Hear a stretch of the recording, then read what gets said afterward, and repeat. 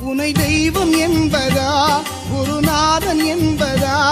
என்னை பார்த்து பார்த்து வளர்ப்பதனால் அன்னை என்பதா